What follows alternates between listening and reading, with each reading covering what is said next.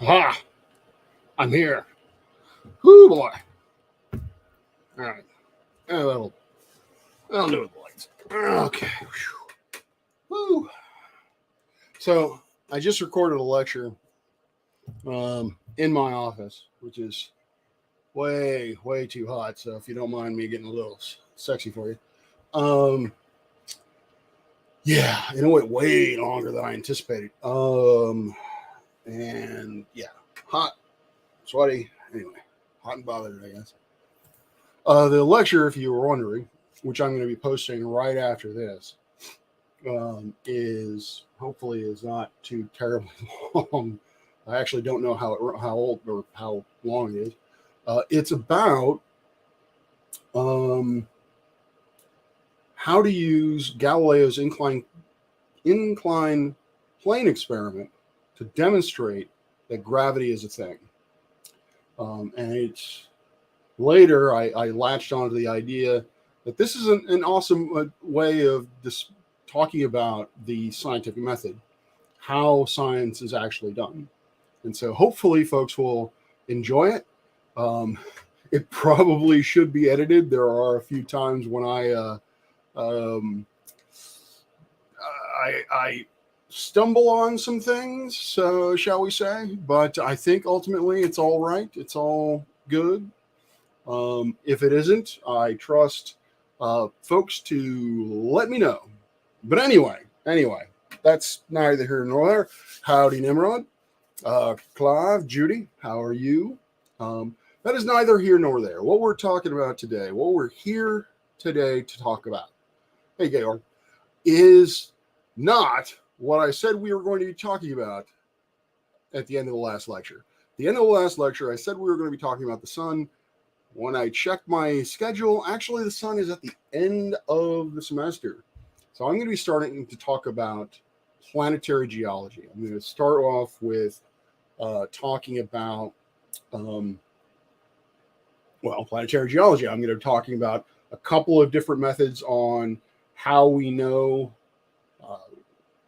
what we know, or you've seen those, you've probably run across those models or pictures of the Earth where you have the core and the outer core and the mantle and the crust and all that kind of business.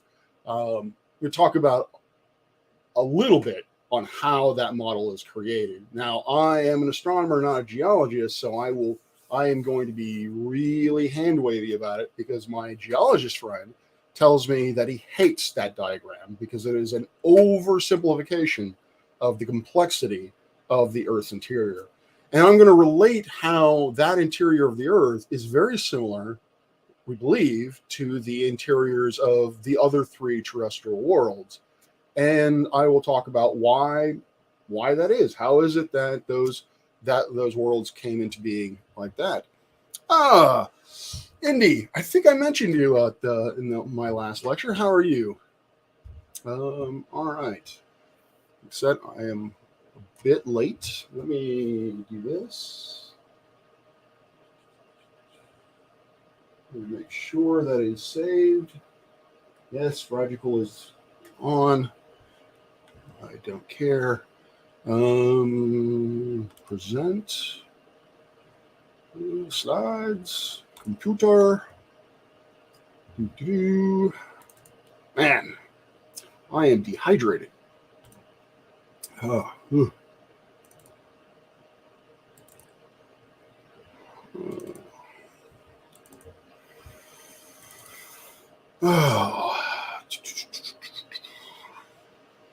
Huh? Where did I save this? Save as.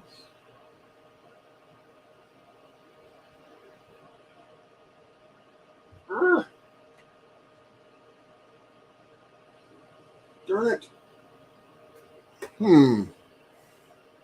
I can't seem to find it. Well, that is annoying.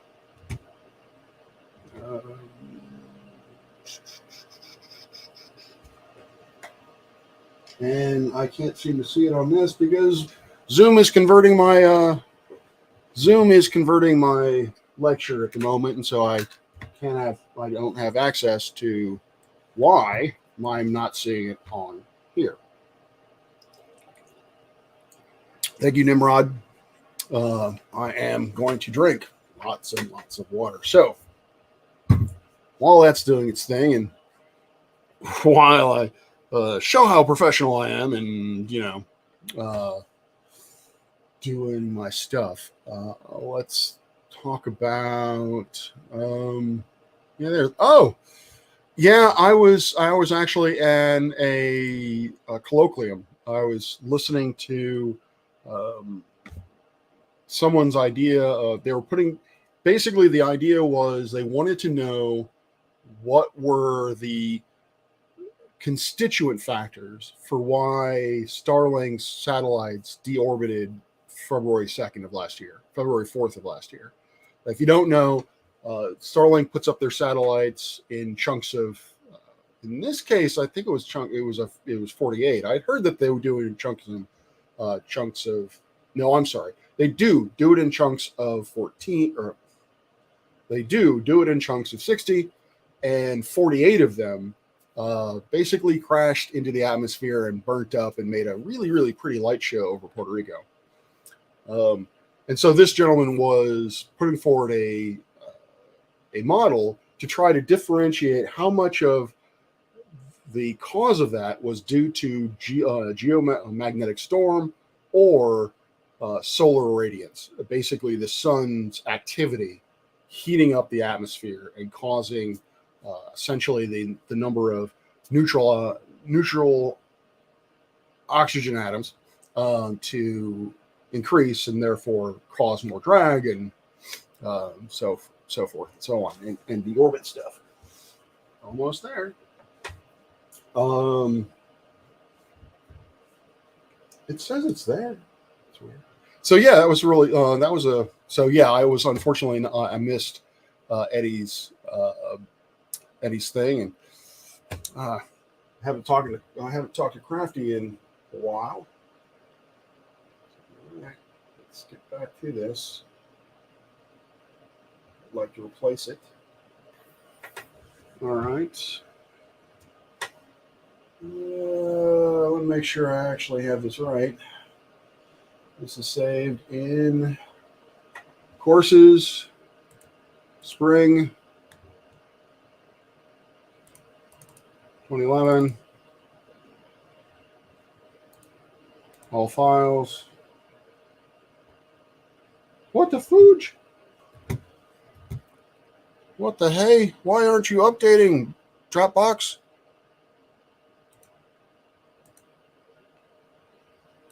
No! No! Why? Why are you doing this to me? I truly apologize for this, guys. So my lecture slides, so you know what's going on. My lecture slides are I did the lecture slides, or created the lecture slides on my Mac, which you can see here, and then I typically save them to my Dropbox account, which is linked to my Linux box, which is here, and so typically it's a very kind of instantaneous process. I save something here and it goes there. Let me just do this. Nope.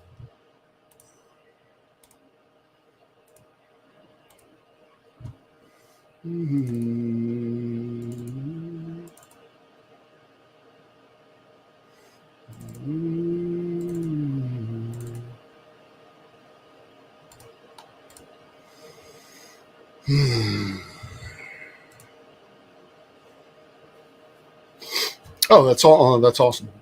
All right, folks. I think what I